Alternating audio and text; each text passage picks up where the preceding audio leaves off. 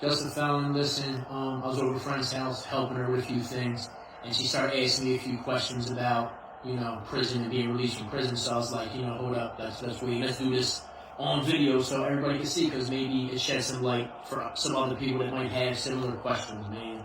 So, here we go. What did you want to know? What were you asking me earlier? Something? Yeah, so I was wondering, like, when was the first time that you were locked up? Juvenile at 17, 2004, 2005, something like that. First time in county was at 18.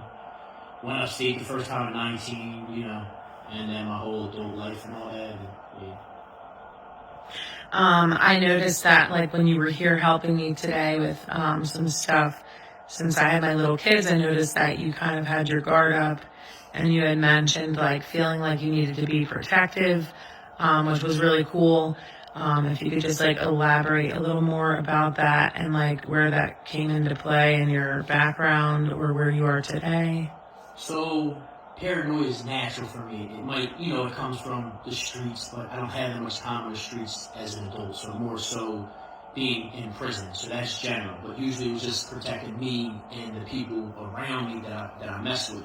Now I'm on, I'm home, obviously, so you're around women and children, bro. You feel the need to protect them as a man. You're upstate and you see all these people with all these crazy cases of abuse and this and all this crazy stuff. So it kind of makes you hyper vigilant because you know what kind of individuals are out there. So if I'm with you and you're women, children, whatever, it's my duty that with my life I must protect yours because I'm the man that's here right now. Mm-hmm. And, like I said, that's team with paranoia, so I always have to be aware of my surroundings. I check noises out, sometimes look in window, and that's just what it is. But do you feel like a lot of your experiences in jail or prison kind of molded that, like, extreme paranoia, or was there anything specific maybe that hit the nail on the head that kind of created that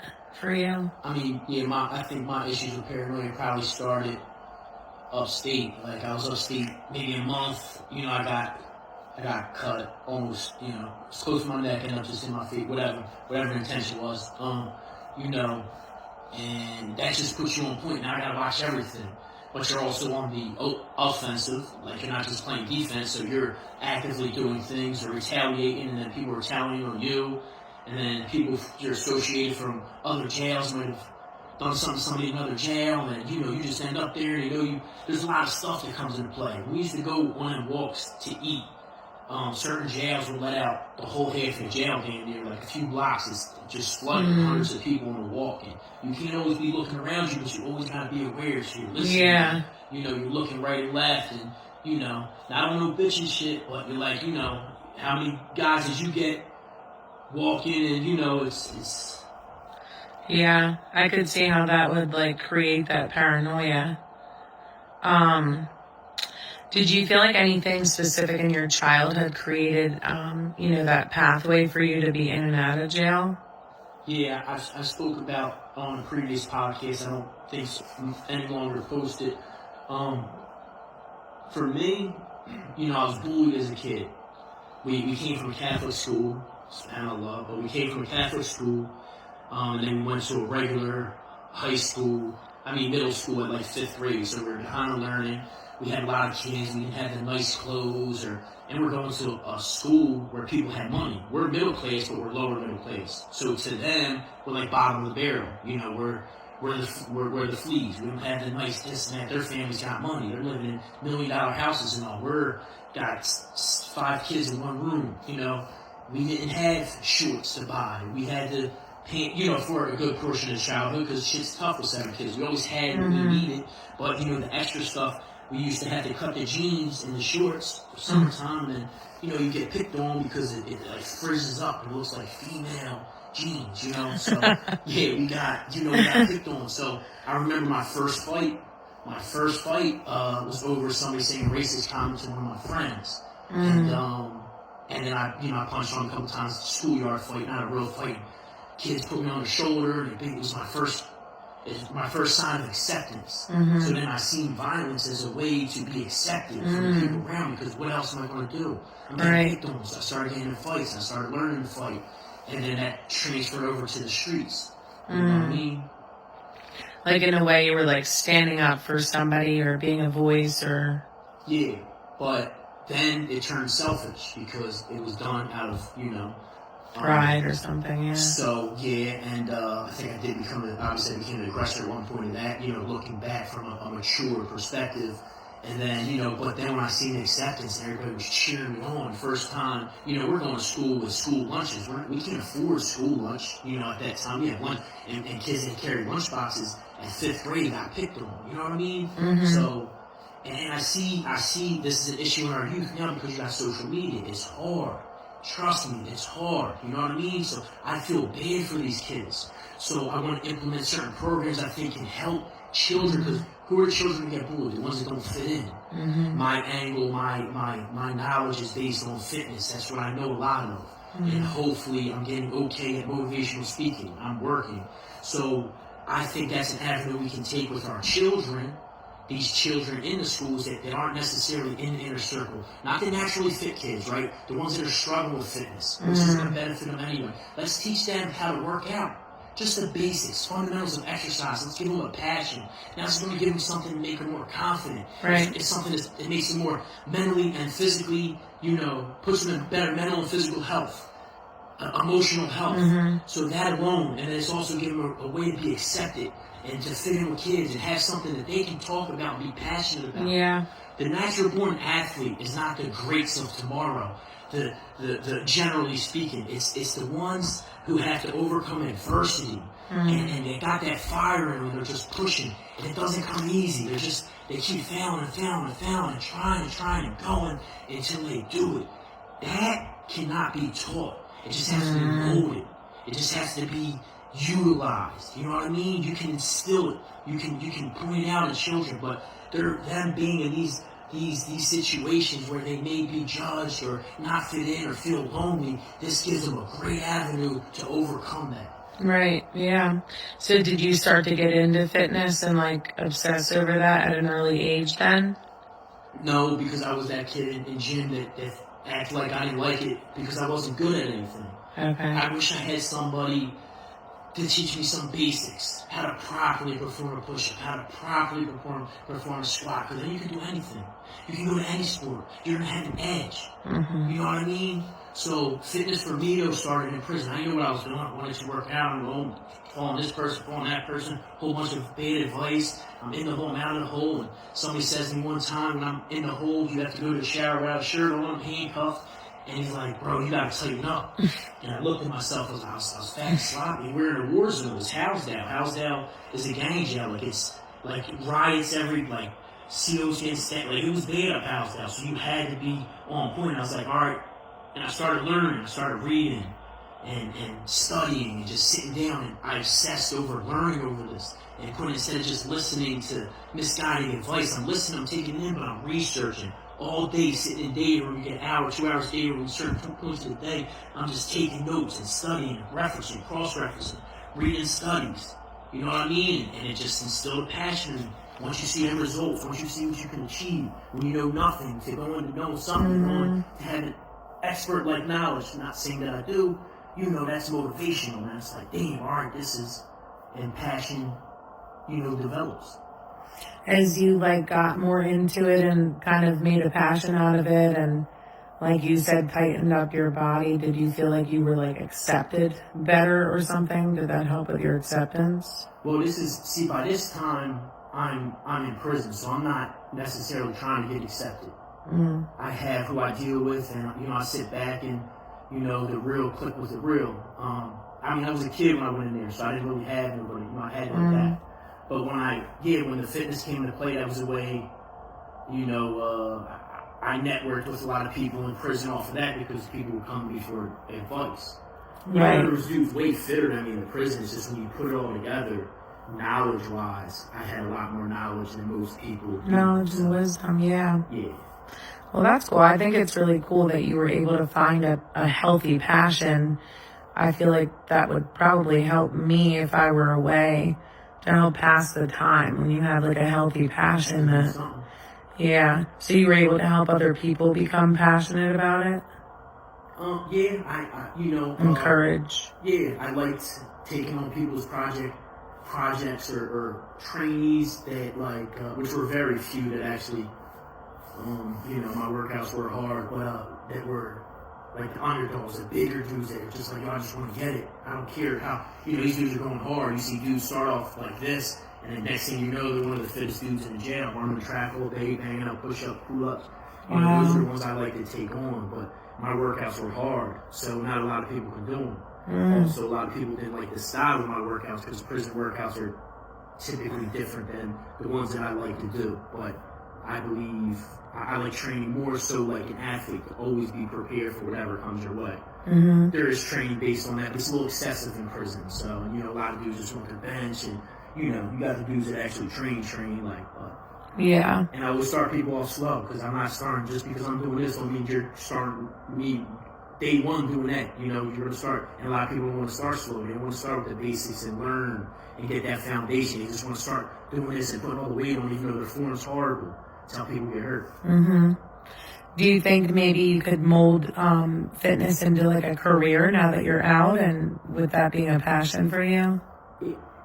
Anything I can contribute positively to society, pretty much, yeah, that's within because I already have an edge. I feel like all them hours spent studying and, learning and asking questions and answering questions would be for a waste. You know what I mean? Like, there's very few things I gained from prison, but there is a few things, and it's all knowledge-based. Yeah. Certain friendships and all, but there's not much. You lose a lot coming from prison, and I always said you have to leave with something you didn't go in with, but what can you leave with that you didn't go in with? Has to be knowledge, and that was the knowledge I acquired. That being said, I got another path that might be more effective, but I definitely want to integrate the fitness in there because it's, like I said, it's what I'm passionate about. I got a great idea for after-school program for children that does that. So I would like to hopefully get that implemented one of these days.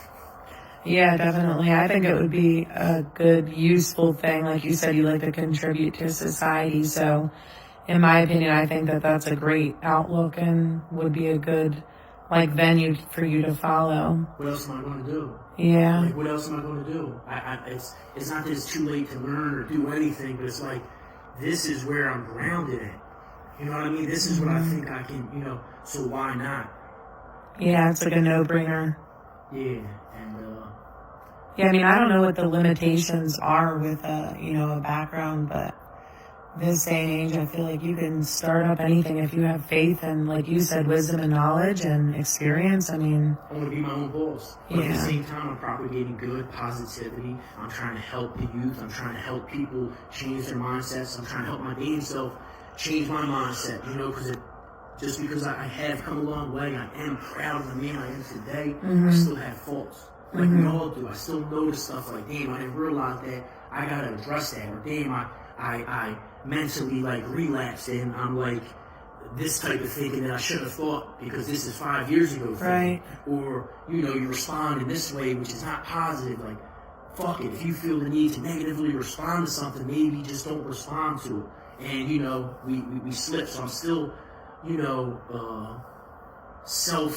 I'm looking at myself, man. Self-aware, yeah. Yeah, I'm always self-aware. I try to be, and I'm always working on myself because there's no ceiling, there's no roof, there's no sky. Absolutely, you can keep going. You can always improve. Definitely. And anything I do, I don't want to be okay at a bunch of things. I want to be great at the things I do choose to do. Right. And instill my passion, my heart, and commit myself to. Yeah. Do you think that there's anything that you would say to the youth that's out there in the world right now? Any suggestions you would give somebody that maybe could be walking a path that you were walking into when you were, say, 17 or 16? God damn, I just got nervous as hell, because this is deep to me, man. This is deep to me. There's so much I want to say. How do you say, but the best speech is a short speech. My religion teaches that. And that is true because it sticks with the people. So I have to think about this because this is major. I want to, first off, not even just necessarily walking down my path, but children and youth as a whole, don't put each other down, support each other. You know what I mean? Like don't pick on people for being different or thinking different. Everybody has different lives, and you don't know what the other person is going through at home. Your lives as kids, I see you. I know how much hurt and pain can be felt in childhood. I know what it's like to feel hopeless. I know what it's like to hear the scream and the yell and the abuse. I know what it's like. I know what it's like to be oppressed, to be bullied. I know what it's like to be talked down to. I know what it's like to think I'm not good enough. But I'm telling you, pick a passion, stick with it. You guys got all this technology. You got ChatGPT, whatever that you can ask anything. You have all these resources. Instill yourself in something you're passionate about. Be yourself. Be kind. Be honest. Be real to people. And always be yourself. As long as that self is not crossing the boundaries or oppressing another person or negatively affecting another person's life, then you should be okay with who you are. Mm-hmm. And Pete, you're going to find you don't fit in every circle. Nobody does. Nobody does. That's okay. Fit in with who fits in with you. Genuine people will find genuine people. Be yourself. Be real. Just be you. But never give up. Never give up. Never give up. Please. There's always hope. You don't know how your survival through your adversity, how it might motivate somebody else to get through their struggles. If you're strong enough to get through what you're going, I'm talking to the children, the youth. If you're strong enough to get through what you're going through, you're helping your brothers and sisters get through what they're going through because you're all in it together, no matter what that is. You know that there's a tomorrow. Be better so the next person that's in your position that you don't want to feel the same pain as you knows that they can make it out. Feel it. Definitely. Do you think maybe if you had a confident mentor when you were in your youth years to kind of like say the words that you just did, do you think that would have molded your path differently? Man, it's not that simple. It's not that simple, man, because I attempted to take my life multiple times in childhood. Ranging from bullying to something, a reprimand, punishment that I didn't think I deserved, but it wasn't just that. That was just a triggering event, and then later on over, whatever. But it's not that simple, but it would have helped. I think it would have gave me that moment of strength, and if sometimes that's all it takes. My last suicide attempt was in 2006, and I would never ever contemplate that again. But it's something that needs to be addressed because it's a real threat. Mm-hmm. It's a real threat to a lot of people of any age, but especially the youth. To feel like you have nobody, and that's usually not even the case. People have support systems; they just don't know how to communicate effectively. What's wrong? Are you okay? And it's just their power, yes, and and they don't feel comfortable for whatever reason opening up to the people that would help them. So they feel alone. We gotta make sure that they don't feel alone. You know what I mean? Definitely. And so it's deeper than just a mentor, but be there. When you're with children at all, as long as it's an appropriate setting, these are, teach them something. Teach them kindness. Show them minor point. I don't have any kids. I just only know the little bit I've interacted with other people's, and which coming from prison is not comfortable for me because I don't know how to, I only have dealt with adults my whole life because I've always been in prison. I don't know how to really, so I'm learning, but teach them. This is my perspective. Just teach them some little stuff, kindness. Everything's based on kindness, respect. I introduce myself to a 4-year-old as if he's 18 years old, as if he's 20. I shake my hand, I introduce myself, and I make sure that he knows my name because I'm a man that's in front of you. I'm an adult, you're a child. You should know who you're in front of. If it's not sure, And then, you know, when they leave, I ask, nice to meet you, and I speak to them respectfully. This shows a certain way that a gentleman should behave. If their mother, you're with their mother, you're holding the door for the woman. You're holding the door for the children. You're not letting the woman that's with you hold the door. And you want to show, you want to teach these principles, because then it shows them this is how women should be treated. This is how, you know, children should be treated. This is how this should be treated. This is how you should interact with people in general. It's modeling the behavior. Exactly. Yeah. They mirror what they see. I mean, just from like this simple episode, I feel like I can tell that your, you know, past was a pathway for your destiny, because you've hit multiple like thumb points on motivational speaker, fitness trainer, business owner, speaking directly to the children and youth. I feel like for me, just hearing this, it's pretty evident that, you know, that was the path chosen for you. And whoever people believe in, for me, I believe in God.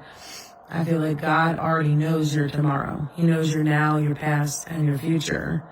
And I feel like he chose that for you because that was what you needed to come out here to be like this. It is. It took me a long way to get here. I wouldn't trade in my past for anything. You know what I mean? I definitely regretted some of the things throughout the years, but like where I am today and who I am today because of what I've been through, like I said, I'm proud of the man that I am today. And usually I'm modest and I'm like, yeah, I'm okay. But I started learning to say, fuck that. I know my worth. I'm a great guy. I know my intentions. People don't know my intentions. You don't know another person's intentions. You only know what you see. And I try to make my actions reflect my intentions, and that's not always the case. Not always successful, not always efficient in doing that. You know what I mean? But I'm proud of who the fuck I am today. I'm proud of who I am. I'm not proud of everything I've done, but I'm proud of who I am today. I'm proud of the people that are still next to me, like they're still behind me, they're still supporting from close and far. Like, you know, I want to do something with this, and I think I can make an impact. And I ask myself, like, damn, are you delusional? Like, who the hell are you, right? But okay, let's look at the pluses and the minuses. The pluses, if I'm right, I can help a lot of people. Or maybe I just help one person. That's one person's lives. All lives matter, man. So but if I'm wrong, then what's to lose? Fear, I read something, I've seen a motivational video, it's great. It's like, fear of failure is really fear of me trying and failing and you seeing me. People aren't afraid of just failing, they're afraid of people seeing them fail. Fuck, I am too. I'm gonna keep it real, but I try to push it out like, man, forget that, man. Like, I know my intentions, I know that I have something to offer. I can't offer much. Like, I'm not even sure if I can hold down a full-time job right now just because of what's going on in my head. Right. And that's sad. However, there's certain things I know I can do. I can do this. I'm working on a CPS certification. So hopefully that comes to be a certified peer specialist. Basically, they're just peers. They talk to people in certain settings, usually, you know, like maybe incarcerated individuals or inpatient individuals like that. So, however that works out here, they have them in prison. So that's something I know I can do because it involves directly helping somebody. A regular job, man, I don't think I can do. So I'm limited. But I'm like, why? This is what I'm learning this. And I have some people that loyally watch me. And if it only stays at the people that watch me now, maybe some of them will take some of the things I'm telling them and use it to positively impact their life and possibly change it.